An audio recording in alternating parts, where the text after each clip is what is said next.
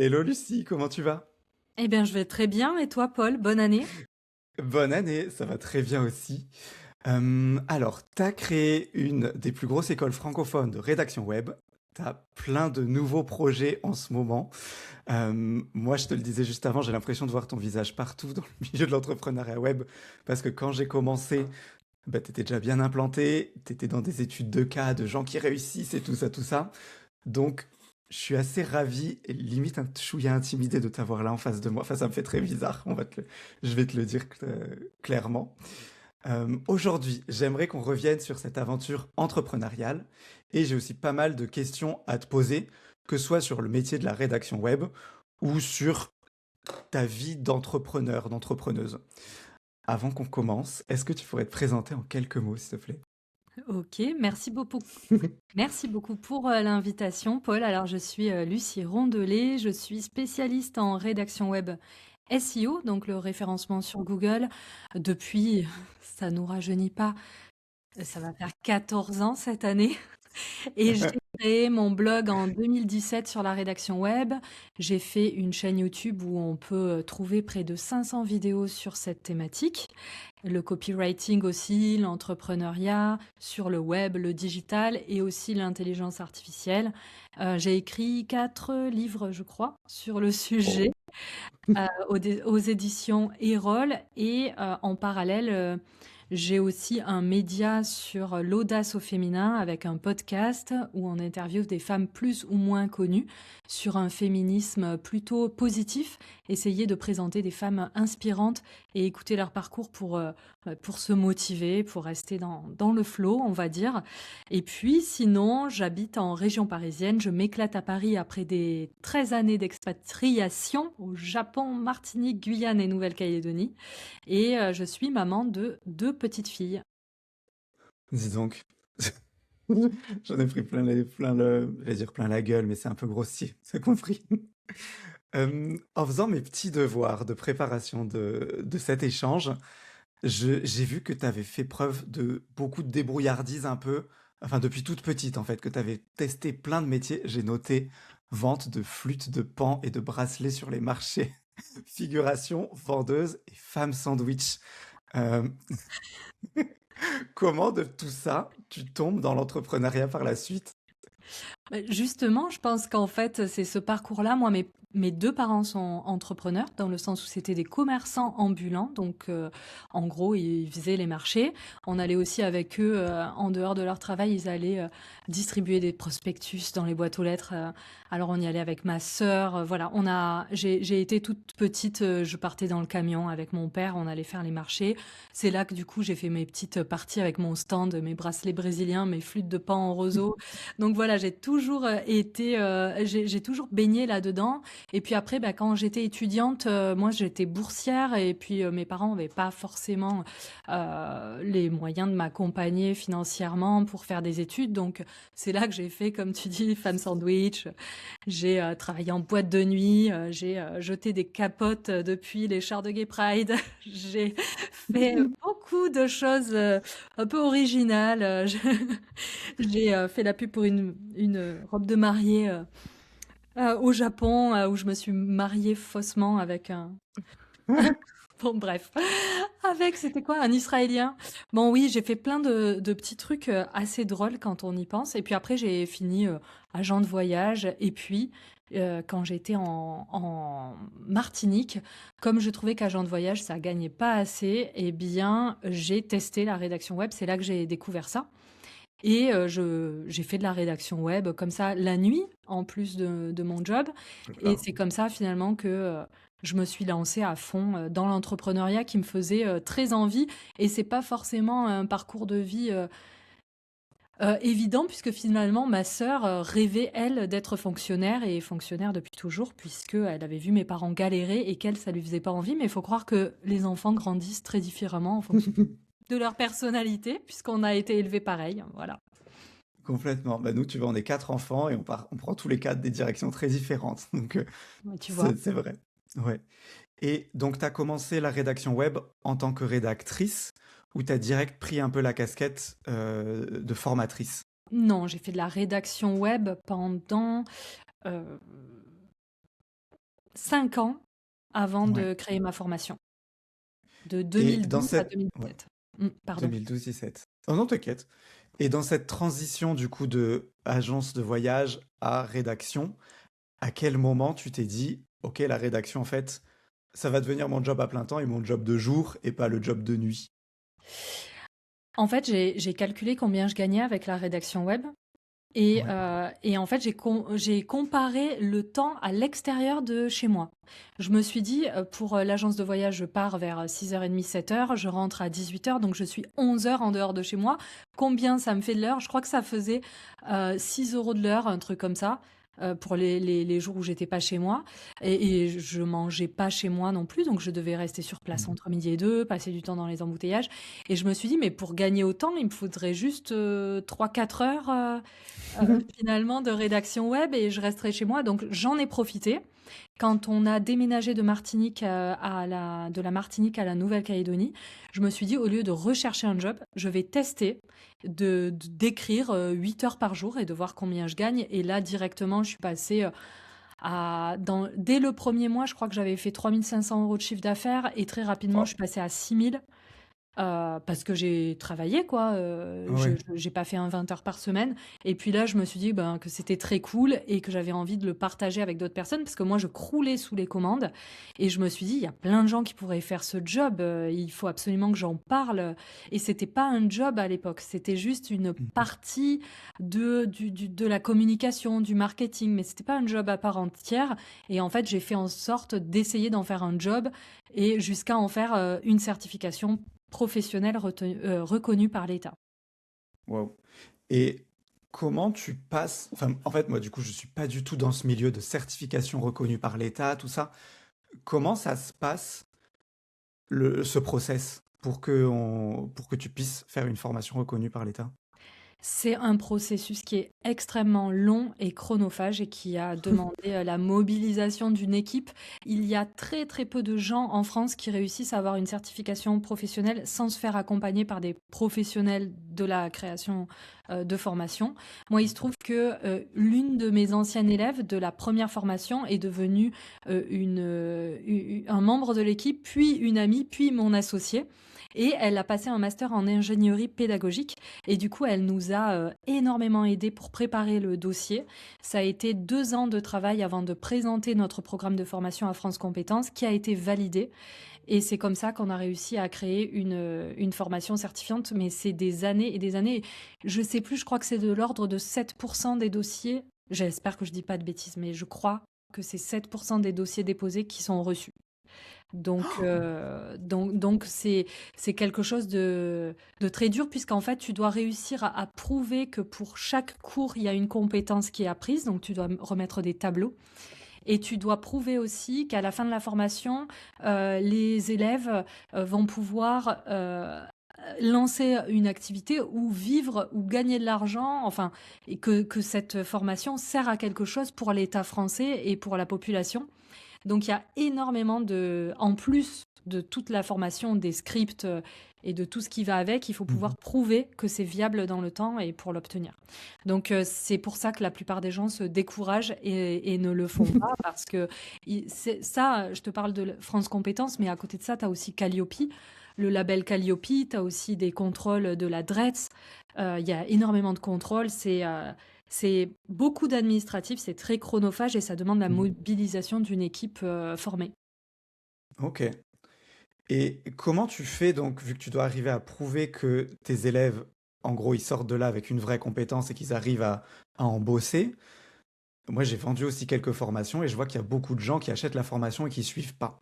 Ou qui font un peu en touriste, tu vois, ou du Netflix. Comment toi, tu arrives à faire en sorte que bah, les gens qui achètent, qu'il y en a un maximum, qui arrivent vraiment avec une vraie compétence à la fin? Alors nous, on était un organisme un peu harceleur, dans, dans le sens on a des notifications qui arrivent chez les tuteurs de formation pour leur dire qu'un élève s'est inscrit, donc avec un premier mail qui est automatique de bienvenue, et après, il y a un mail de relance. Si on voit que l'élève n'a pas commencé la formation, le tuteur qui s'occupe de cet élève doit le relancer par email et on a des relances aussi téléphoniques et plus des permanences visio, des coachings communs par vidéo. Et en fait, on les lâche jamais. On a aussi des groupes Slack pour se relancer. Donc en fait, on les appelle et on fait en sorte qu'ils continuent la formation. Waouh. Je vois mieux ce truc de harceleur que tu dis. Et si on revient juste un peu avant, quand tu disais que en arrivant en Nouvelle-Calédonie, tu as réussi assez rapidement en fait à trouver tes clients. Tu les as trouvés comment, ces clients, quand tu débutes? Alors, je les ai trouvés. Les premiers, en fait, je suis passée par Text Broker et Textmaster. Donc, je passais par des plateformes qui n'existent plus vraiment aujourd'hui dans le sens où ils prennent plus de rédacteurs web. Mais il m'est arrivé une petite anecdote que je vais partager parce que je trouve qu'elle est vraiment très intéressante pour les personnes qui veulent se lancer et qui vivent des échecs. C'est que j'ai travaillé toutes mes fameuses nuits en Martinique, j'ai travaillé pour une entreprise qui s'appelait Méga Rédacteur à l'époque. Et j'ai énormément travaillé pour eux à 1 centime le mot. Mais moi, je trouvais que c'était génial. Tu fais un L apostrophe, t'as 1 centime. Pour moi, c'était rigolo. Tu vois. T'as gagné plus que les flûtes de Pan. Et donc j'ai écrit et puis un jour, j'ai vu que je recevais pas l'argent. Donc je les ai contactés et puis là, j'ai compris que je serais jamais payée. J'ai regardé les avis sur internet, j'ai vu que c'était la catastrophe, que c'était une entreprise qui payait pas. J'avais pas eu l'idée d'aller regarder les avis avant de travailler pour eux quand même. Et puis finalement, ce que j'ai fait, c'est que j'ai repris les textes que j'avais écrits, je les ai copiés-collés sur Google et du coup, je les ai retrouvés sur Internet. J'ai vu où ils étaient publiés. Donc j'ai contacté les personnes des sites Internet pour lesquels j'avais écrit et je leur ai dit, voilà, c'est moi la rédactrice de ça, est-ce que vous avez payé parce que je vais porter plainte. Et puis finalement, les gens m'ont dit, ah ben on a adoré votre article, on pouvait plus passer commande chez Méga Rédacteurs parce qu'ils sont en train de fermer. Et justement, nous, on savait pas comment vous retrouver. Donc, est-ce qu'on pourrait travailler en direct? Et en fait, j'ai retrouvé 3 ou 4 clients qui ont voulu passer en direct avec moi. Et c'est là que j'ai dû créer mon entreprise pour pouvoir travailler avec eux directement. Et Ouais. du coup, je me suis dit, bon, je préfère être dans une dynamique positive. Donc, au lieu d'aller porter plainte contre méga rédacteurs, je vais mettre mon énergie à travailler avec ces nouveaux clients. Et c'est parti. Et après, un client en appelle un autre parce que quand tu démarches, tu dis je travaille pour un tel, un tel, un tel, et puis c'est parti quoi. Après j'ai intégré une grosse agence qui travaillait pour Decathlon, Nature et Découverte, les hôtels Accor, voilà donc je suis partie comme ça quoi. Trop bien. Et comment ça se passe dans la... Parce que je suppose que quand tu es embauché, c'est pas forcément sur des sujets que tu maîtrises, enfin tu peux pas être experte de tout.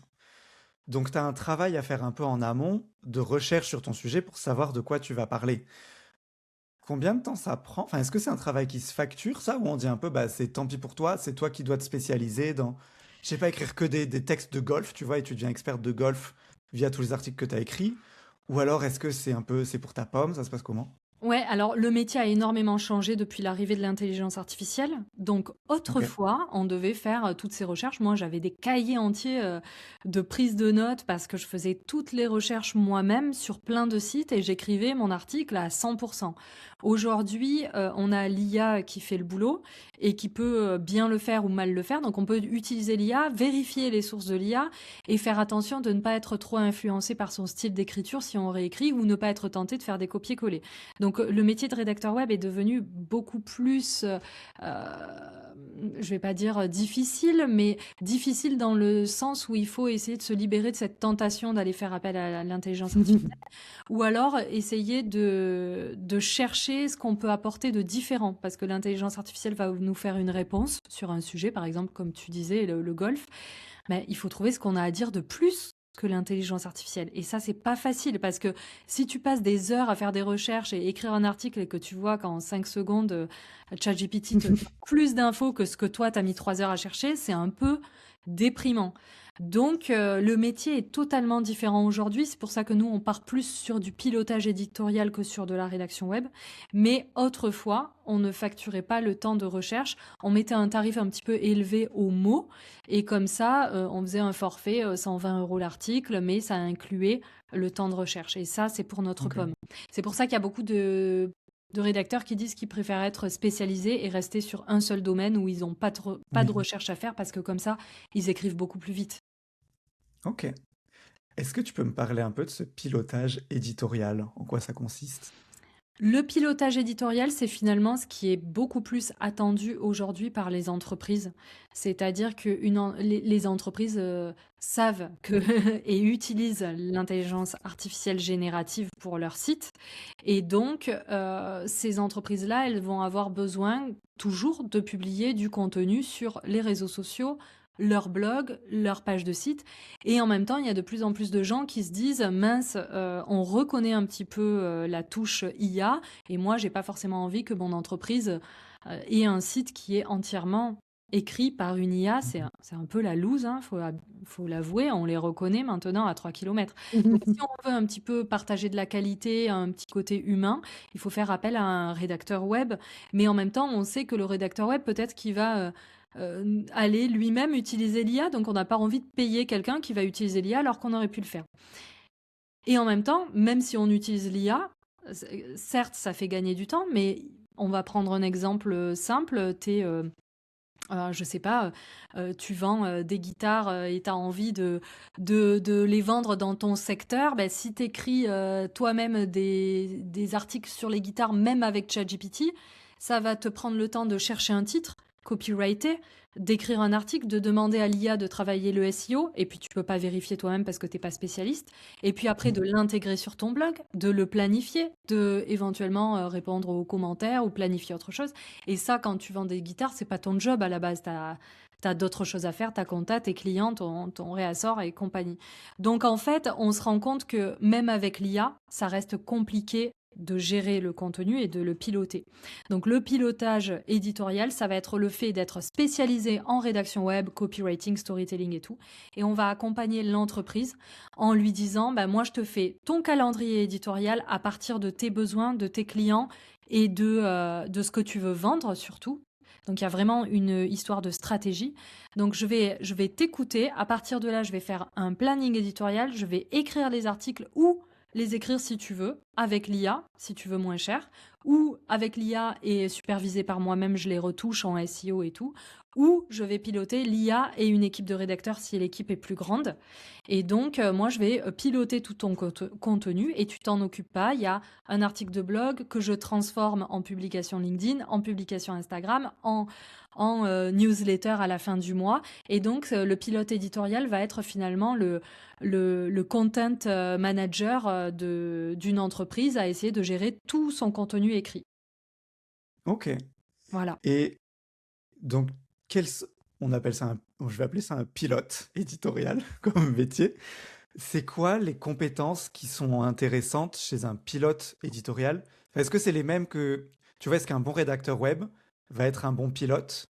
Ou est-ce que c'est des métiers un peu différents? Comment ça se passe? Alors justement, je trouve que c'est un métier assez différent parce que pour les rédacteurs web, on était jusqu'à présent beaucoup dans un profil très littéraire, qui aime bien être chez soi, travailler, faire des recherches, et assez solitaire, et pas vraiment dans la stratégie, peut-être plus dans l'exécution. Alors que là, dans le pilotage éditorial, moi, il va falloir que je change un petit peu ma manière de communiquer, mes articles sur mon blog et tout ça dans les mois qui viennent, si je veux viser cette population-là. Parce que là, on va viser des personnes qui sont beaucoup plus dans la psychologie, la stratégie, l'écoute de l'entrepreneur. Parce que là, c'est presque un métier de consultant où les élèves ont vraiment besoin de réussir à comprendre les enjeux de l'entreprise, comprendre la stratégie de l'entreprise, la psychologie de l'entrepreneur qu'ils ont en face et la psychologie de son audience en fait et à quel niveau de conscience d'achat ils sont parce que tu vas Mhm. piloter et tu vas programmer tu vas faire pardon tu vas faire un calendrier éditorial en fonction des niveaux de conscience des acheteurs. Tu vas t'adresser à ceux qui savent pas encore qu'ils ont besoin du produit, à ceux qui le savent, à ceux qui sont sur le point d'acheter. Et ça veut dire il y a tout un équilibre comme ça à prévoir et il y a énormément de choses à prendre en compte. Moi, je trouve que c'est un métier passionnant parce qu'il change tout le temps en fonction de la personne que tu as en face. Tu es un intermédiaire entre l'IA ou des rédacteurs et le chef d'entreprise. Donc, Moi, je trouve ça beaucoup plus intéressant, ça correspond beaucoup plus à mon profil. Maintenant, est-ce que ça va correspondre à tous les rédacteurs web? Je vois que non, parce qu'il y a plein Ouais. d'élèves qui nous disent, bah, moi, le pilotage éditorial, je me sens pas. Je me sens pas de faire de la stratégie. J'avais envie de travailler dans mon coin avec ma bougie. Voilà. Donc, dans ce cas-là, ces personnes-là doivent vraiment rester dans la rédaction web et d'autres partir sur le pilotage éditorial. C'est vraiment un état d'esprit et mindset d'entrepreneur, quoi. Ok. Et donc, quelqu'un qui se demande s'il veut être rédacteur ou rédactrice web, euh, je sais pas, quelle compétence il faut qu'il se demande qu'il est ou quel goût, appétence, tu vois. Comment je sais que la rédaction web, ça pourrait être intéressant pour moi? La rédaction web peut être intéressante si on a une curiosité insatiable et qu'on est prêt ou prête à aller chercher plein d'informations sur plein de sujets différents et être prêt à rester devant son ordinateur avec son clavier et ne pas trop faire confiance à l'IA et Ok. accepter au début de passer énormément d'heures à écrire parce que ça vient pas du jour au lendemain. C'est comme l'apprentissage de n'importe quelle chose. On le voit en musique, en sport, le corps s'habitue très vite à certaines choses, mais très vite et en même temps, ça prend du temps. Euh, Moi, j'ai vu que quand j'ai arrêté d'écrire pour m'occuper de mes entreprises et tout ça, j'ai vu à quel point j'ai perdu ma capacité. Alors que dans mes 5 années de rédaction web, je pouvais écrire. Je crois que mon record, c'était 12 000 mots par jour, donc ça fait 24 Oh, pages Word. c'est énorme. C'est énorme. Je pense que quand j'ai écrit mes livres, c'est pareil, j'étais dans une bonne énergie. Et aujourd'hui, si j'écris 2 pages, je suis contente. Ouais. Donc, on voit que c'est comme un muscle, en fait, le cerveau. Il faut vraiment prendre l'habitude. Donc, quand on fait de la rédaction web pure, il faut vraiment se consacrer à cette activité et ne pas avoir peur d'écrire toute la journée, de réfléchir, de prendre des notes et se dire que ça va prendre du temps. Je pense aussi que la rédaction web, ça devient quelque chose de très artisanal qui peut se facturer aussi plus cher puisque tout le monde va vers la facilité, le low cost, l'IA. Mais il y a plein d'entreprises qui veulent absolument de l'humain, une newsletter écrite à la main et tout, c'est quelque chose qui devient Hmm. très rare et qu'on repère directement. Je sais pas toi, mais moi, dans les newsletters que je reçois, tout de suite, je me dis, ah bon, c'est une IA, je le lis pas. Ah, ça, c'est un Ouais. humain qui a pris le temps, je vais le lire. Bah, il y a beaucoup d'entreprises qui veulent générer ça chez les autres êtres humains. Et donc, la rédaction web devient ce côté artisanal et il y a une niche pour moi là-dedans. Et Hmm. puis pour le pilotage éditorial, c'est autre chose. Et puis après, il y a aussi des clients qui cherchent uniquement des rédacteurs web SEO qui vont relire de l'IA, la restructurer, revoir les Hmm. titres et sous-titres pour les balises HTML, et c'est tout. En fait, aujourd'hui avec l'IA, il y a plein de différentes branches que peuvent prendre les Ouais. rédacteurs web justement en fonction de leur personnalité. De l'ermite Ouais, à celui qui adore voir du monde, partager, faire du copywriting et tout ça. ouais, c'est bien parce qu'en fait, moi, tu vois, j'arrivais un peu avec mon préjugé en mode l'IA, ça va tuer la rédaction web. Ce qui, en fait, c'était un truc que je me disais il y a plusieurs mois. Maintenant, je me rends compte qu'en fait, c'est totalement faux. Mais j'avais pas cette granularité, tu vois, qu'en fait, ça va créer plein de sous-sections du métier, un peu en fonction du niveau d'implication que tu veux, que le client veut, enfin, et des différents budgets des clients aussi. En fait. J'avais pas du tout cette granularité-là, donc plutôt cool. Euh, Tu disais en intro aussi que maintenant tu fais en parallèle donc de la formation sur la rédaction web un média. Je sais pas si on doit dire un média, un podcast, je sais pas trop comment l'appeler. C'est un Euh, média et podcast, oui. voilà. Est-ce que tu peux nous en parler un petit peu? Oui, alors ça fait maintenant 5 ans que je travaille sur le média que j'ai appelé Celles qui osent au pluriel, donc les femmes qui osent. C'est un média sur les femmes audacieuses ou qui ont osé quelque chose ou les femmes que j'admire, tout simplement. Donc, on a le média blog sur lequel d'anciennes élèves peuvent, et d'anciens, des hommes aussi participent, hein. Il y en a moins forcément parce que 80% de nos élèves sont des femmes de base, mais où donc on a des articles de blog qui sortent sur l'audace au féminin avec systématiquement une illustration faite à la main par une ancienne élève qui est aussi illustratrice, Violaine, qui travaille avec moi depuis des années. Et donc on a ce blog qui génère pas mal de trafic. Et on a aussi le podcast où j'ai commencé à interviewer des personnes que j'admirais ou dont je trouvais les profils intéressants. Et maintenant, je l'ai beaucoup plus professionnalisé en faisant appel à une habilleuse et monteuse professionnelle qui met en musique. Donc, on a un format narratif. On n'entend généralement pas nos questions. Et par contre, c'est une femme qui raconte son parcours. C'est guidé par nos questions qu'on n'entend pas. Et avec des musiques, des bruitages.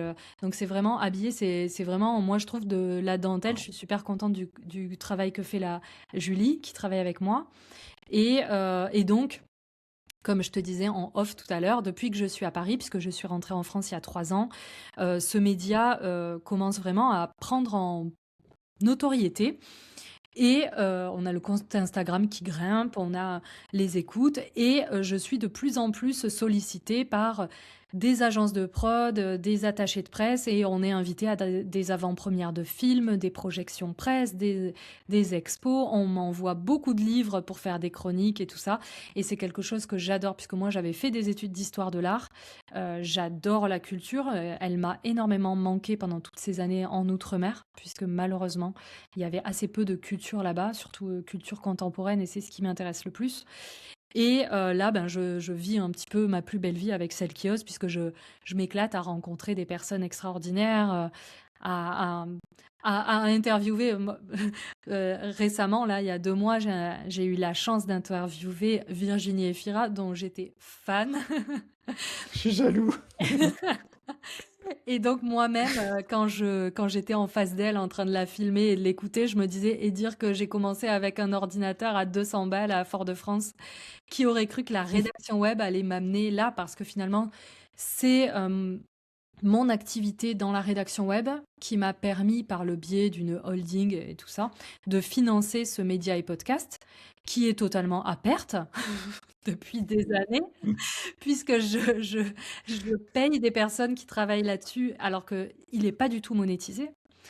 Donc, c'est vraiment mon bébé, mais je compte vraiment en 2026 le développer, essayer de trouver des partenaires, des marques et essayer de commencer à le monétiser pour pouvoir, pourquoi pas travailler avec quelques freelances sur le social media et le faire grandir parce que c'est vraiment un de mes objectifs dans les prochaines années, c'est de faire grandir Celle qui ose. Trop bien. Et tu disais que tu avais commencé, je crois, il y a 5 ans, Celle qui ose. Comment tu as eu cette envie, tu vois? Ou parce que peut-être l'envie, tu l'avais de moment, mais qu'est-ce qui a déclenché qui te dit, ça y est, c'est aujourd'hui, je le lance? Alors ça, c'est un petit peu compliqué parce que ça a un rapport avec ma vie privée. Ah Mais mince, pardon. non, non, mais je vais essayer de l'expliquer. En fait, il se trouve que je vais essayer de parler sans rancœur parce que de toute façon, j'en ai pas vraiment. Mais en fait, on était parti avec le père de mes enfants pour partir 3 ans donc en Nouvelle-Calédonie et on s'est séparés quand on était là-bas. Et il a renouvelé ses contrats en demandant une garde alternée, ce qui fait que j'ai été bloquée physiquement et géographiquement en Nouvelle-Calédonie contre mon gré. 5 ans de plus. Donc je suis restée 8 ans au lieu de 3 en Nouvelle-Calédonie. Donc il faut savoir que la Nouvelle-Calédonie, c'est 10 heures de décalage horaire, 2 500 € le billet pour rentrer en France. Quand tu as 2 enfants, bah, tu fais x3 et 10 000 kilomètres de ta famille, de tes amis, de toutes les personnes dont tu as besoin en période de rupture. Et à cette époque-là, maintenant je suis très heureuse, tout va bien, mais à cette époque-là, je lui en ai beaucoup voulu et j'ai fait des recherches sur les femmes qui étaient bloquées comme ça à cause des ruptures. Et c'est comme ça finalement que j'ai commencé vraiment à m'intéresser au féminisme. Et c'est là que j'ai découvert qu'il y avait plein de femmes qui avaient des problèmes. Il y avait plein de femmes déjà bloquées dans des pays à cause de ce genre de choses, d'une séparation. Et tout ça, des enfants, et que souvent, bah voilà, la justice finalement bloquait les femmes parce qu'elles passent au second rang. Pourtant, je veux dire, au niveau du boulot, j'étais pas en reste, hein, j'avais déjà mon entreprise qui tournait très très bien à l'époque. Mais voilà, peut-être qu'il présentait mieux, peut-être que voilà, c'est un homme qui présente très bien, effectivement, et il a fait meilleure impression, je sais pas, au juge. Mais et du coup, je me suis dit, ben, j'ai envie de. Moi, je me suis inspirée de femmes audacieuses à ce moment-là, et je me suis dit, ben, en fait, j'ai envie de lancer lancé ce média parce que j'ai envie d'un média positif où on écoute les femmes et ça nous donne envie d'y aller, quoi. Et pas un truc victimaire, on souffre, c'est horrible. Non, non, je voulais un média féministe et positif. Et je te donne un exemple tout con. Récemment, j'ai 41 ans et j'avais envie de me mettre au pole dance. Trop Et bien. je me suis dit, j'avoue, j'ai tapé quel âge pole dance et tout sur Google. Et là, j'ai trouvé une nana qui avait genre 50 ou 55 ans, qui avait commencé le pole dance à 50 ans et qui était devenue championne de France ou je sais pas quoi. Et cette femme, Parfait. j'ai envie de lui écrire parce que du coup, j'ai commencé le pole dance en septembre et je crois que c'est le meilleur sport que j'ai jamais fait. Je m'éclate. C'est Voilà. vraiment bien. Et c'est bien la preuve qu'en fait, quand tu vois des femmes qui t'inspirent, bah t'y vas, quoi. T'y vas. Des femmes ou Ouais. des hommes, voilà. Ouais. Non, non, mais il y a eu des moments, je me suis dit, j'ai envie d'essayer le pole dance aussi. Eh ben vas-y, vas-y, Ouais. c'est trop bien. Mais j'ai jamais sauté le pas. Et vu qu'on déménage beaucoup en ce moment, c'est un peu complexe de faire le truc. Mais pole dance, je me suis toujours dit, oh, je trouve ça trop beau, j'ai envie d'essayer. Mais il faut, ça gaine, c'est super agréable, Ouais. ouais, je te recommande vraiment. Ah, on va se croiser au cours de pole dance. C'est ça. Aujourd'hui, moi, je trouve aussi que tu as un personal branding, on va dire, qui est fort. Tu vois que tu as donc la formation rédaction web, tu as celle qui ose, tout ça, mais il y a la marque Lucie Rondelet, que je trouve aussi bah, forte, tu vois. Je sais pas si c'est peut-être que c'est de mon univers et que, comme je te le disais, moi, depuis que j'apprends l'entrepreneuriat web, tu as toujours été un nom qui était dans le nuage de noms qu'il y avait tout autour de moi, tu vois. Donc, c'est peut-être un peu via mon prisme, mes lunettes que je dis ça, mais j'ai l'impression que bah, tu es une marque en tant que personne, que c'est associé à des voyages, à une personnalité forte, à tout ça. Est-ce que c'est un truc que tu as consciemment construit ou juste tu t'es laissé bercer et c'est moi qui délire? Tu délires pas, mais Ah, mais j'ai jamais réfléchi à mon personal branding et j'ai jamais construit quoi que ce soit. Et je pense que ce qui a généré cet effet-là, c'est que justement j'y pensais pas et que j'ai été vraiment entière. Je suis de manière générale, je suis quelqu'un d'assez euh, entier et spontané. Et je pense que les gens ont aimé ça. Quand je me cassais à moitié la gueule dans mes vidéos YouTube ou un jour je me suis fait chier dessus par une par une sauterelle de cocotier. Je les ai laissés dans les vidéos. c'est quoi une sauterelle de cocotier? C'est une sauterelle qui fait genre 15 centimètres et qui est verte. Oh, Et elle te quelle chie des horreur! trucs, genre on dirait des, c'est aussi gros que les granulés des poêles à bois, là. Bon, bref. Et du coup, je pense que voilà, j'ai toujours été spontanée et entière et je crois que les gens ont aimé et j'ai eu plein d'élèves qui m'ont dit: «J'ai pris la formation parce que c'était toi» et après, je me suis rendu compte que la formation était trop cool et que ton équipe était trop cool et qu'en plus, voilà, bah, il y avait une certification au bout et tout. Mais c'est vrai que j'ai eu beaucoup de retours là-dessus. Moi, au bout d'un moment, il faut en parler aussi, j'ai été très, très fatiguée. Je cache pas, je le suis encore un petit peu, il faut que je retrouve un petit peu d'énergie, ces temps-ci. Mais j'ai été très fatiguée, j'ai énormément délégué et j'ai laissé beaucoup de place à mon équipe en m'effaçant un petit peu. Et aujourd'hui, il me tient à cœur de revenir un petit peu, mais beaucoup plus calmement et sans recréer une équipe et tout. Mais c'est vrai que j'ai envie de recréer ce contact avec les gens, avec mon audience, parce que je me suis un petit peu trop éparpillée et j'ai eu le sentiment de perdre un petit peu tout ce contact-là et cette intimité que j'avais créée finalement avec les gens via mon blog, via ma chaîne YouTube. Et c'est quelque chose que j'aimerais retrouver. Je sais pas si j'aurai l'énergie de reprendre ma chaîne YouTube comme je l'ai fait avant, parce qu'aussi j'ai plus autant de choses à dire qu'avant, puisque ben, j'ai quand même pas mal fait le tour. Mais Mhm. j'aimerais d'une manière ou d'une autre retrouver ce contact avec les gens par écrit, sans forcément vraiment m'exposer, mais au moins avoir ce contact-là, ouais. Ok. Et est-ce que le contact, tu le retrouves pas aussi un peu via celle qui ose? C'est pas vraiment le même public directement, mais d'une certaine manière, est-ce que ton besoin de contact avec les gens, il n'est pas aussi un peu nourri par ce côté-là? Alors, sur celle qui ose, je crois que j'ai jamais montré mon visage depuis le début. Donc les Ah gens ne ouais? savent Ok. pas qui est derrière celle qui ose forcément.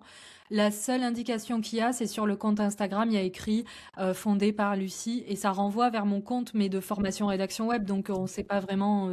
Les gens doivent se dire, mais qu'est-ce qu'elle fout? Enfin, c'est- pourquoi elle a fondé quelque chose si sa spécialité c'est la rédaction web? Bon, voilà. Mais en ce moment, justement, je suis en train de réfléchir à ça et je me disais peut-être par le biais de chroniques écrites à la première personne du singulier sur des expos que je vois, des films, je pourrais transformer un petit peu Celle qui ose en un média de partage culturel de ma vie culturelle à Paris et quand je voyage ou en France. Et le fait d'écrire à la première personne, je pense que je pourrais recréer sans essayer de le créer artificiellement, mais je veux dire recommencer à partager quelque chose de très personnel, spontané et entier par le biais de Celle qui ose et par l'écriture sans forcément Mhm. m'exposer sur les réseaux sociaux parce que en fait c'est quelque chose que j'aime pas du tout et je me sens pas pour l'instant de remontrer mon visage, faire des vidéos et tout sur les réseaux sociaux. J'ai un peu de mal avec ça et je sais pas comment je vais le gérer. Peut-être plus par voilà comme je te dis podcast, newsletter et écriture sur le blog à la première personne sans utiliser Mm. l'IA. C'est quelque chose qui me fait envie, ouais. Ok. Mais Je te tu rejoins vois, pas mal sur le cacher son visage quand même. ouais. Mais tu vois une chronique sur là j'ai vu une super expo avant-hier à Paris, j'ai envie de faire une chronique mais la chronique va me demander tellement de recherche et le travail d'écriture derrière qu'une chronique ça va me prendre 3 jours. Ok. Ah, c'est beaucoup de boulot, hein. C'est beaucoup de boulot quand tu as plein d'autres trucs à faire à côté, c'est pour ça que je suis en train d'essayer de réduire mon activité pour essayer de pouvoir faire ça parce que ça c'est ce qui me tient à cœur quoi. Ok. Il faut savoir aussi que j'ai une maison d'édition qui attend depuis un moment qu'on fasse des BD et des livres, Celle qui ose, pour les enfants et les adultes, et qu'à chaque fois je repousse parce que j'ai pas le temps, et alors qu'en fait on pourrait lancer une collection Celle qui ose, et ça j'ai vraiment envie de trouver le temps de le faire parce que ça serait Ah génial, quoi. ouais. Voilà. Ce serait trop bien. Ouais. Je serais ton premier acheteur. Merci. Je viendrai aux dédicaces. Voilà. J'aimerais qu'on laisse de côté pour le moment la casquette rédactrice, podcasteuse, tout ça, pour prendre un peu plus celle de Lucie l'entrepreneuse, que tu me parles un peu de tes coulisses, tu vois, de comment tu t'organises. Tu es multi-projet, tu pars dans beaucoup de directions. Comment ça se passe dans ton quotidien, tu vois, comment tu organises tout ça. Je te le disais juste avant, je sais plus si on avait mis la caméra déjà ou pas, mais moi j'avais avant un truc sur les HPI que j'ai petit à petit coupé, mais je me souviens toute cette période de transition et j'avais que deux trucs à gérer qui sont très semblables quand même, mais je me sentais déjà complètement dépassé. Et alors toi, il y en a tellement plus. Comment tu le gères ça? Enfin, comment tu t'organises? J'ai été énormément dans l'action pendant de nombreuses années parce que ça me faisait du bien, notamment quand j'ai été bloquée pendant 5 ans à Nouméa. Travailler, en fait, ça me permettait d'avoir le temps qui passe plus vite parce que mes filles étaient très petites et une semaine sur deux, je les avais pas. C'était très difficile pour moi de voir les chambres vides. Les parents séparés se Oh. reconnaîtront. Voilà, tu vois les chambres vides, les doudous et tout, elles te manquent. Et en plus, moi, j'avais été loin de ma famille, mes amis et tout ça. Donc, en fait, dès qu'elle partait, c'était toute la semaine, je vais bosser. Je vais bosser pour oublier et pour attendre de les retrouver la semaine d'après. Et du coup, j'ai travaillé énormément pour noyer mon chagrin, ce qui a été très prolifique hein, finalement, puisqu'en plus, bah, dès que j'ai commencé à bien gagner ma vie, immédiatement, j'ai commencé à investir en immobilier, dans des CPI, dans des actions, dans des cryptos, dans des voilà. Donc, je me suis aussi énormément renseignée sur la gestion patrimoniale. J'ai pas fait n'importe quoi, donc j'ai tout placé, mes pions un peu partout. En même temps, j'ai lu. Moi, je regarde assez peu la télé. Alors là, je la regarde de plus en plus par rapport à celle qui ose parce qu'il faut que j'ai une culture cinéma importante donc voilà, mais c'est voilà, je lisais, je fais beaucoup pour me détendre, beaucoup de musique. Je fais de la guitare, du piano, du chant. Et voilà, et je passe très peu de temps dans. Je scrolle pas. Alors ça, il paraît que c'est très rare. Donc moi, je scrolle pas, je regarde pas de séries, j'aime pas ça. Donc en gros, j'ai essayé de me dire comment j'ai fait pour avancer si vite. Alors j'espère que ça paraît pas trop prétentieux ce que je vais dire, mais plusieurs fois je me suis dit comment j'ai fait autant de trucs avec du recul. Et, et comment c'est possible d'avoir en si peu d'années d'avoir fait autant de trucs. Mais je pense que c'est parce que j'étais seule et parce que je scrolle pas, je regarde pas de séries, je fais pas beaucoup d'apéros, enfin, tu vois, je bois très peu d'alcool, enfin, je sors peu les week-ends et tout. Et peut-être que c'est tout ce temps seul où j'ai beaucoup optimisé mon temps. Je plie le linge, j'écoute un podcast de cours de japonais, je vais marcher, j'écoute un podcast d'entrepreneuriat. J'ai toujours fait ça. Et c'est important de le dire aussi. J'ai toujours cherché à optimiser mon temps, à faire plein de choses à la fois, à ne jamais perdre une minute, à ne pas apprendre. Et aujourd'hui, j'en reviens un peu, puisque, comme je te disais en off, je suis en train de lire un livre sur la désaturation cognitive, parce que je me suis rendu compte que je n'avais plus aucun moment pour moi où je me posais, je pensais à rien, je regardais le paysage, ça m'arrivait plus. En voiture, j'écoutais un podcast, il y avait aucun moment de détente en fait. Même quand je travaillais jusqu'à minuit avant de m'endormir j'avais l'impression de désaturer en allant faire un petit peu de piano, mais non, en fait, il aurait fallu que je me pose sur le canapé, que je souffle, que je pense à ma respiration, mais non, j'ai toujours occupé mon temps de choses pour apprendre. Et je pense qu'il y a un travail psycho à faire là-dessus pour Mm. essayer de lâcher toutes ces activités et essayer de me retrouver un petit peu face à moi-même et au silence. Et c'est ma démarche de l'année 2026. Rester dans le silence. Et Ah, c'est j'ai pas fait un monologue trop long là. Mais non, mais c'est rigolo parce que tu vois, une de mes questions que j'avais prévues pour après, c'est que j'étais tombé il y a feu longtemps sur une interview de toi où tu disais que ta liberté financière, elle te servait à avoir du temps pour penser. Mytho. Visiblement, tu l'as pas trop utilisé pour penser ce temps-là. C'est quoi cette histoire, Lucie? Alors, je pense qu'il y a des périodes de ma vie où j'ai réussi à penser, mais quand je disais penser, c'était pas penser à rien. C'était que justement, ma liberté financière m'a permis de réfléchir à faire d'autres choses, en fait. Ok. Sauf qu'à un moment, il faut réfléchir à rien faire. Donc, c'est pas tout à fait faux ce que je disais. Tu retombes sur Mais tes ça pattes. m'a laissé du temps pour penser, mais penser à des trucs que je me suis rajouté, en fait. Ok. Voilà. Maintenant, quand je te dis prendre le temps de mettre 3 jours à faire une chronique, pour moi, il y a ce temps de penser vraiment où je vais me dire, bah, j'ai vu cette expo, qu'est-ce que ça m'a apporté, comment je le ressens, comment j'ai envie de le partager. C'est pas forcément un repos cognitif. Mhm. Mais je me prends des temps comme ça, normalement toutes les 1 heure et demie d'après mon livre. Toutes les 1 heure et demie, je fais une pause où j'essaie de me recentrer sur moi, respirer, faire un truc où je pense à rien et je me dis pas pour me reposer, je vais plier du linge. Je me dis pour me reposer, je vais m'asseoir sur le canapé et essayer de penser à rien. Voilà. C'est ça la nouveauté. Penser Et à tu y rien. arrives pour le moment à penser à rien comme ça? Oui, j'y arrive à peu près. Enfin, non, penser à rien, non. Mais en tout cas, Non, mais essayer de me concentrer sur ma respiration. Ils disent dans le livre des trucs tout simples. Voilà, quand tu te laves les mains, bah, tu te concentres sur la chaleur, sur les mains, le savon, ressentir tes doigts, juste te reconnecter à ton corps, en fait, plusieurs fois par jour. mmh, Je ouais. partage. J'avais une psychologue qui m'avait donné ça, qui m'avait donné ça comme astuce. Moi, je pense beaucoup et je stresse beaucoup, tu vois. Et elle m'avait dit, c'est comme, je crois que c'était à Nice qui a ça, tu sais, pour le carnaval, des gens avec des très grosses têtes, c'est des fausses, enfin, c'est faux, tu vois. Et elle Ouais. m'avait dit, c'est un peu comme ces gens-là, il faut que tu arrives à faire dégonfler ta grosse tête et passer plus dans un gros corps. Et ça m'avait marqué. Plus se Ah oui, reconcentrer sur la sensation et tout ça, tu vois. voilà, bah, ça me parle. Ah bah voilà. Euh, À ton époque hyper prolifique de plein de contenus, comment tu t'organisais? Parce que tu as fait plein de vidéos comme tu le disais, tu vois, tu as fait plein d'articles. Oui, désolée, je me rends compte que Comment j'ai tu pas faisais? du tout répondu à ta question Mais précédente. c'est pas grave, j'ai bien aimé ta réponse quand même.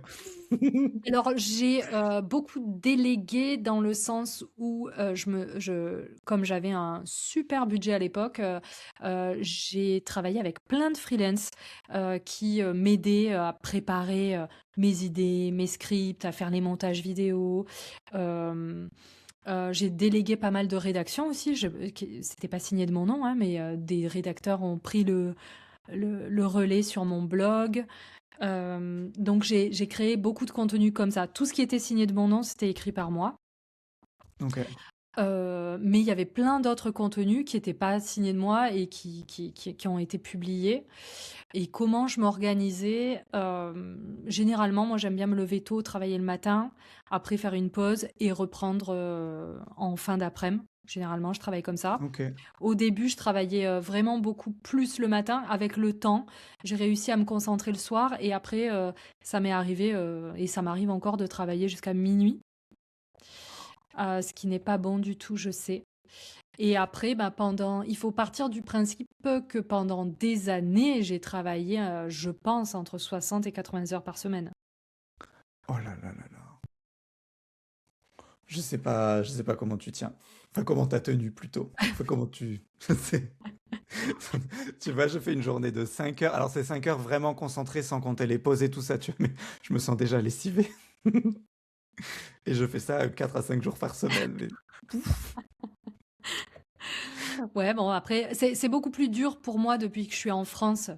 Parce que comme là, voilà, quand tu es près de Paris, moi qui adore la culture, voilà, j'ai envie de faire plein de Hmm. choses. J'ai retrouvé mes amis, Ah ma bah oui. famille. J'ai envie d'aller voir les copains. Voilà, j'ai beaucoup d'amis qui passent chez moi aussi. Donc là aujourd'hui, on est très loin de ce nombre d'heures et ouais, j'arrive beaucoup plus à partager ma vie, mais du coup, ça fait pas les mêmes résultats. Oui, bah tu mets moins de temps. Ouh là, j'ai dérapé sur ma chaise. Tu passes moins de temps, c'est normal. Ouais, mais aussi, bah, tu moins productive, moins rapide, Hmm. voilà, Ouais, c'est quand tu es dedans, hein, c'est dans l'entrepreneuriat, c'est presque comme un sport, quand tu es dedans et que tu es habitué à être hyper organisé et tout, tu restes dedans, tu es en sprint. Si tu te reposes ou quoi, c'est vraiment comme le sport, c'est un peu difficile de s'y ouais. remettre après. Oh, ça pardonne pas. Comment, ça c'est une grosse question que j'ai moi en ce moment avec début d'année, je fais mes plannings, tout ça. Comment tu gères les priorités de ton business, tu vois? Comment tu arrives à te dire, là, c'est plus stratégique de, je sais pas, créer et vendre une troisième formation, celui-là d'en ajouter une à mon catalogue, versus de bourriner à fond sur du Instagram ou du je sais pas quoi. Comment tu arrives, toi, à te dire, en tant que chef d'entreprise, c'est ça le mieux, mon temps, il est mieux investi là. Ça, moi, je sais pas faire du tout. Ah oui? Bah, j'ai une idée, tu vois, mais il y a toujours plein de doutes. Et quand j'avais un patron avant, bah, c'est son problème s'il a mal investi mon temps. Tu vois, c'est lui Mmh. qui m'a managé, qui m'a mal managé. Mais là, c'est mon problème maintenant que je suis seul. Et je me sens toujours en mode, est-ce que je suis pas en train de faire une connerie? Est-ce qu'en fait, je ferais pas mieux de faire ça? En fait, plein de doutes tout le temps. D'accord. Alors moi, j'ai eu cette période et j'ai pris un coach de dirigeant à Nouméa pendant quelques années qui m'a beaucoup aidée. Ok. Et en parallèle, j'ai suivi une certification en stratégie d'entreprise à HEC Paris, à distance, qui m'a beaucoup aidée aussi. Donc avec tout ça, plus l'expérience accumulée, je pense que j'arrive assez bien à gérer. Le problème, c'est pas vraiment le manque de temps, parce que du temps, je pourrais en avoir, c'est comment j'ai envie de gérer mon temps, parce que j'ai de plus en plus besoin d'avoir du temps hors travail. Mais en gros, très concrètement, ce que je vais faire, c'est que j'ai énormément de to-do list où je vais me Ouais. mettre systématiquement les urgences, parce que moi, j'ai beaucoup d'urgences à régler, ou si c'est pas moi qui interviens, personne peut avancer derrière. Donc, Mhm. la priorité systématiquement, moi, c'est éteindre les feux quand il y en a, pour que les autres puissent continuer à travailler derrière. Donc ça, c'est en haut de ma liste. Et après, j'ai le volet stratégique de me dire, bah, là, ça fait X jours que tu n'as pas publié sur ton blog. La priorité, c'est publier sur le blog. Après, bah, le transformer en publi Instagram éventuellement. Ou alors, carrément, je me dis, bon, mais là, on met en stand-by Instagram, parce que la priorité, c'est faire une mini-formation, parce que le mois prochain, il va falloir en sortir une. Donc, j'essaie de gérer entre le besoin de cohérence vis-à-vis de mon audience, le Ok. SEO et ce que je suis capable de faire. Je vais pas me forcer à faire des publications Instagram. Là, tu vois, c'était les 10 ans d'entrepreneuriat, j'ai rien publié. La nouvelle année, j'ai rien publié. Et pourquoi? Parce que je me dis, est-ce que ça sert à quelque chose, tu vois, de publier tous les 6 mois sur Instagram un pauvre post? Euh, je me dis non, il vaut mieux que je continue à essayer de garder la dynamique de, Google sur mon blog, à publier sur mon blog. Donc je vais réfléchir vraiment comme ça à ce qui est le plus logique en fait dans ma stratégie d'entreprise. Le plus logique, c'est vraiment mon blog, la newsletter et la création de formation, et je vais me concentrer sur ça. Maintenant, quand j'aurai plus de temps, je pourrais revenir un petit peu éventuellement sur Instagram et me faire un planning éditorial. Mais là, je suis vraiment dans une phase de décroissance. On n'en a pas parlé, mais euh, on était monté à 33 personnes. Aujourd'hui, on n'est que deux Wow. et on travaille avec quelques freelances. Mais c'est totalement volontaire parce que c'était beaucoup trop pour moi et c'est pas ce que j'avais choisi dans ma vie. Moi, j'aspirais à avoir un métier passion et du temps pour mes autres passions à côté, qui sont nombreuses. Et là, j'étais devenue esclave de ma propre société. Donc, ça fait à peu près 1 an et demi que je suis en train d'être en décroissance pour essayer de travailler avec un nombre vraiment restreint et humain de personnes que je peux vraiment gérer et avec qui je vais pas envoyer juste un pouce ou un OK, mais avec qui je pouvais pouvoir avoir de vraies conversations parce que là, je pouvais plus communiquer avec mon équipe parce que c'était trop, trop. Donc, voilà, je suis dans cette phase-là et à essayer d'utiliser le moins possible de logiciels, travailler avec un minimum de personnes et me recentrer sur le travail et la connexion avec mon audience. C'est fou ton, je veux dire, ton histoire de décroissance, mais que tu arrives à faire ça, parce que moi, je suis toujours tiré dans tu vois, j'ai l'impression que sur les réseaux sociaux, ou même j'ai fait école de commerce, on t'éduque un peu à aller chercher les milliards d'euros, et tu vois, à pousser toujours plus grand, et que c'est ta réussite est uniquement chiffrée sur ton chiffre d'affaires et combien tu as d'employés et tout ça. Et je sens qu'il y a cette bataille à l'intérieur de moi, des fois où en fait j'ai pas envie de pousser plus. Mais tu as toute l'éducation derrière et tous les trucs et toute la société qui te dit non, faut que tu sois mieux pour pousser plus. Enfin, tu seras mieux une fois que tu auras poussé plus, pardon. Et, euh, et je trouve ça fou d'arriver à dire, ok, là j'ai plein de salariés, mais ça me va pas du tout. On se libère un peu d'espace et tout ça. Je suis très impressionné. Alors moi, pour avoir participé à pas mal de congrès des infopreneurs et trucs de ce genre-là, ça m'est arrivé plusieurs fois de partir en cours de route parce que je suis pas d'accord avec ça. Les histoires d'être la meilleure version de soi-même, je trouve que c'est très culpabilisant. Je trouve que Mm. ça nous rajoute un stress en plus de tout ce qu'il y a. Euh, je veux dire, je sais bien que dans l'histoire, l'humanité a été exposée à des choses très difficiles et qu'on avait des conditions de vie qui étaient beaucoup plus difficiles que ça. Mais je pense que psychologiquement et nerveusement, on est une génération qui s'en prend beaucoup avec toutes les informations qui arrivent, le, le contexte géopolitique, l'éco-anxiété, l'individualisme qui prend énormément de place, où on se retrouve de moins en moins, on communique de moins en moins entre nous, les gens qui sont sur les téléphones, qui scrollent, les groupes qui se créent à cause des algorithmes et des bulles algorithmiques qui font que les gens se sentent différents et communiquent de moins en moins, tout ça. Je pense qu'on est dans une société très anxiogène et que le fait de pousser les gens à être à gagner plus et tout ça, ça arrange pas, ça nous rajoute une couche alors qu'en fait enfin la recherche finalement c'est quoi? C'est le bonheur, et le bonheur on peut le trouver dans des choses beaucoup plus simples. Donc moi je j'ai jamais eu cette pression là. Je sais que je voulais absolument trouver ma liberté financière parce que je savais que en étant expat, je cotisais pas pour ma retraite et que j'avais vraiment envie de profiter de la vie au maximum et de ne pas être stressée par l'argent parce que j'ai vu mes parents stressés par l'argent toute mon enfance, à parler de combien, combien il restait et ça, ci et ça au dîner le soir. C'était tout le temps des conversations autour de l'argent. Donc voilà, en psychanalyse, il y aurait du boulot peut-être, mais en tout cas, moi, je me dis, je veux absolument cette liberté pour ne pas que ça soit un sujet dans ma vie et pouvoir faire ce que je veux. Et ça, j'ai tout mis en œuvre pour l'avoir. Maintenant, Maintenant, je pense que j'en ai fait assez et que j'ai le droit de m'autoriser à un bonheur beaucoup plus simple et que j'ai rien à prouver ni aux autres, ni à moi-même. Voilà, il y a un moment, stop, quoi. Ouais. Ouais, mais je te suis à 100%, mais je trouve que ça demande beaucoup de courage, tu vois, euh, déjà de travail d'introspection, tu vois, faire le travail de soi-même pour se déconstruire un peu et se dire, mais en fait, moi, c'est de ça dont j'ai besoin. Et ça va un peu à contresens de ce que les autres pensent qui est bien. Et après, de l'assumer. C'est marrant que tu me dises ça parce que ça veut dire que ça dépend totalement du milieu dans lequel tu évolues. Oui, Parce que là, tu me parles d'un groupe de personnes qui sont dans l'entrepreneuriat et qui valorisent ça.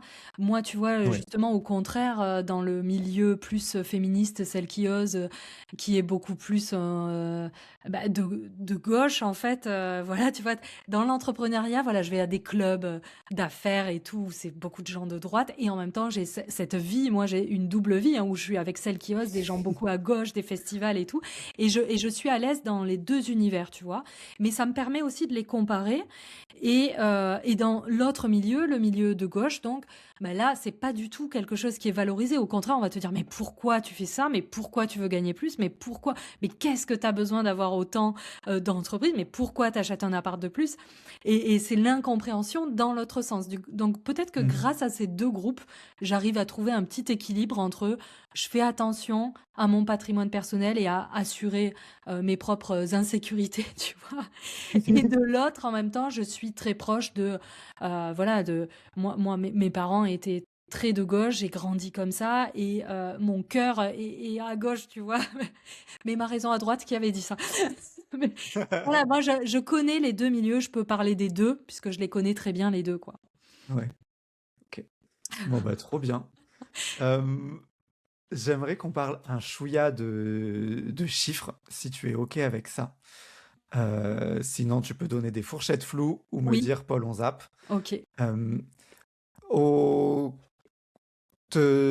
en se concentrant sur la partie formation rédaction web, oui.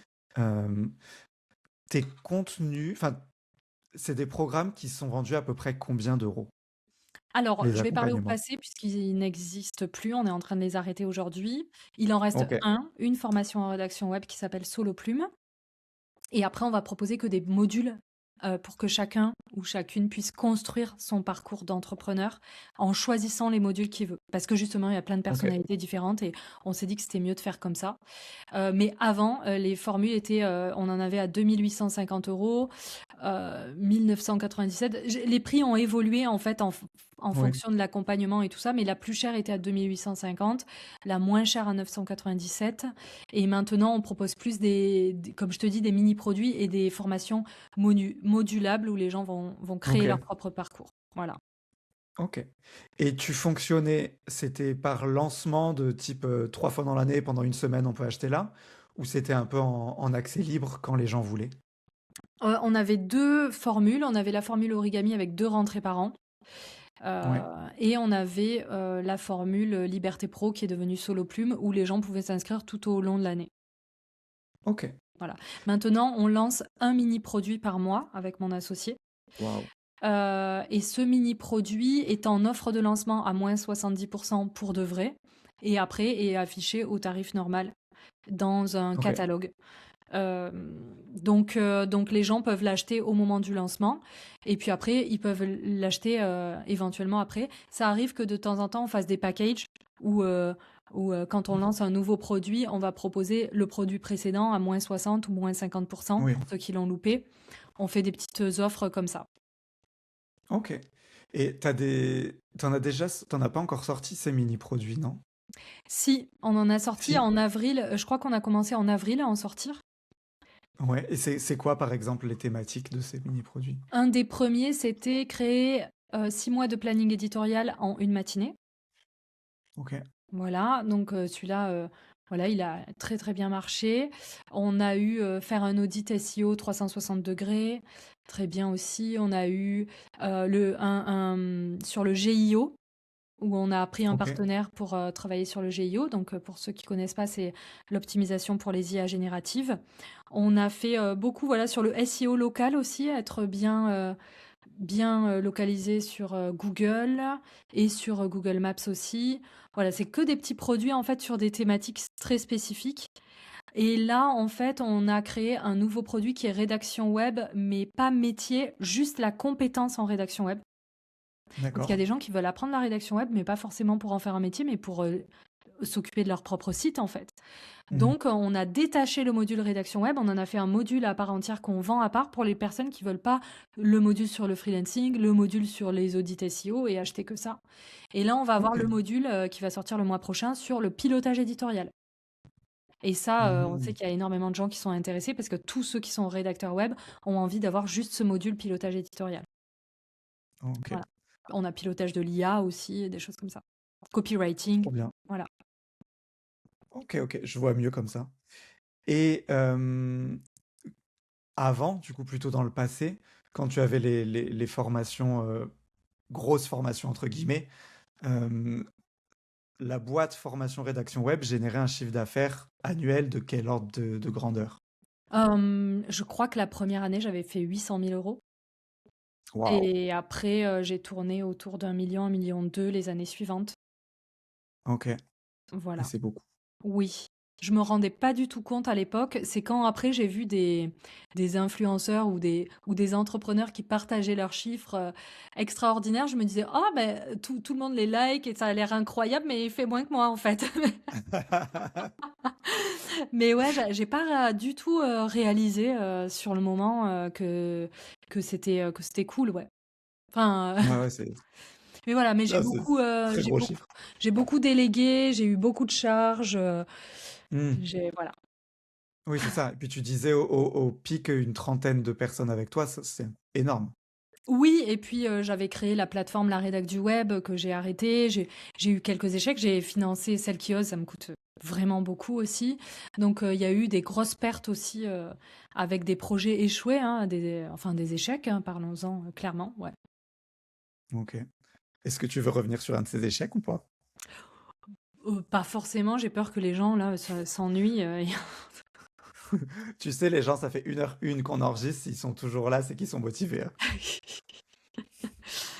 Non, mais j'en parle ailleurs. Je crois que j'en ai parlé sur Instagram. Il faudra que je fasse des fois, je tourne Ok, des reels et puis je les publie pas. Je sais pas si je les ai publiés ou pas. Faudra que je regarde. bon, ça marche. On verra bien. J'aime bien terminer les échanges par 5 questions, réponses. Le but, c'est d'aller sur des trucs un peu rapides, tu vois, c'est pas de t'étendre, genre une phrase, un mot, enfin, juste d'aller vite. La dernière, tu auras le droit de t'étendre un peu. J'ai changé mes règles. Tu verras, je t'en dis pas plus. Ok. Il n'y a pas de question piège, hein. Alors, es-tu prête? Oui. Première question. Quel est l'achat business que tu regrettes le plus?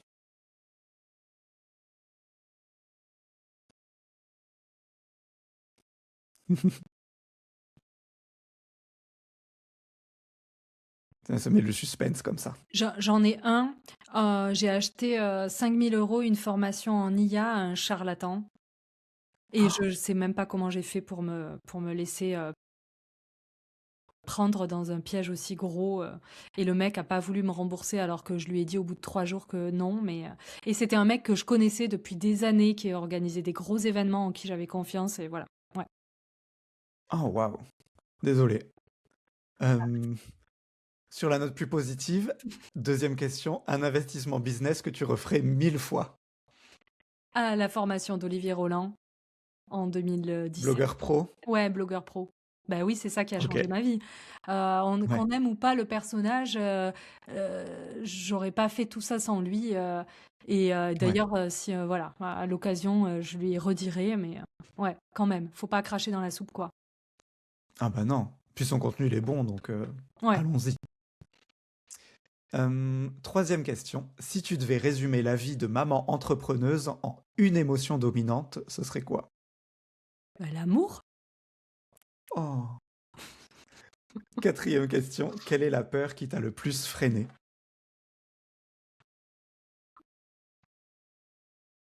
j'ai j'ai pas de peur. Eh ben, Attends, alors une tu as peur, beaucoup de chance. attends, une T'es peur pas qui obligé m'aurait d'en avoir. freinée. Si, bah, la peur de m'éloigner de qui je suis en dehors du business. Ok, c'est-à-dire que le Lucie Rondelet public et le Lucie Rondelet perso, ils soient trop différents.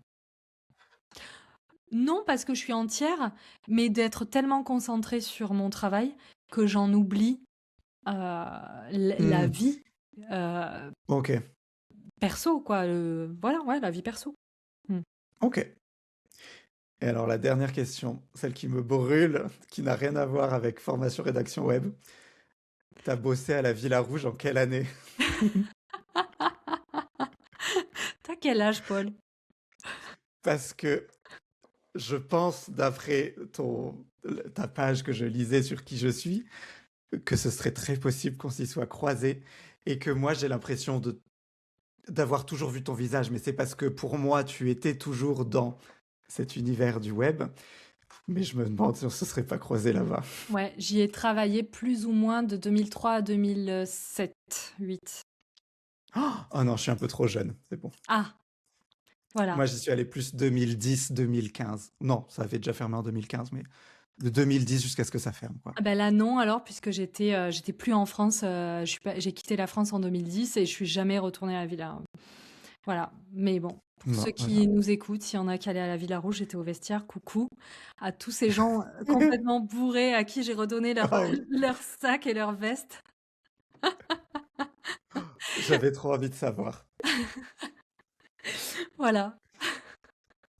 Mm. Eh ben merci beaucoup. Est-ce qu'il y avait un sujet dont tu voulais parler et qu'on n'a pas fait? Je pense que j'ai beaucoup parlé, peut-être trop. Merci à toutes, tous ceux et celles qui sont restés jusqu'au bout de cette interview. N'hésitez pas à m'écrire si vous l'avez écouté pour voir s'il y a des gens qui sont allés jusqu'au bout. Si ce que vous en avez pensé, je serais heureuse d'échanger puisque je suis dans cette démarche de reprendre contact avec les gens qui me suivaient. Merci beaucoup, Paul, pour tes questions pertinentes et j'ai adoré répondre à tes questions. Non pas que je sois narcissique, mais c'était cool d'échanger sur mon parcours et cool voilà, t'es de bonne humeur, ça fait du bien et c'était super chouette. Donc merci beaucoup pour ton invitation. Trop bien. Merci à toi d'avoir accepté. Juste avant que je ferme tout ça, si quelqu'un veut échanger avec toi, il passe par où? Euh, Instagram, mon compte perso, LucyFRW, ou LinkedIn, c'est pas mal. Ok. Bah, Ouais, je mettrai tous les liens dans la description, comme ça ils auront qu'à cliquer. merci. Trop bien. Merci à toi, Lucie. Merci. Bonne année. Bonne année.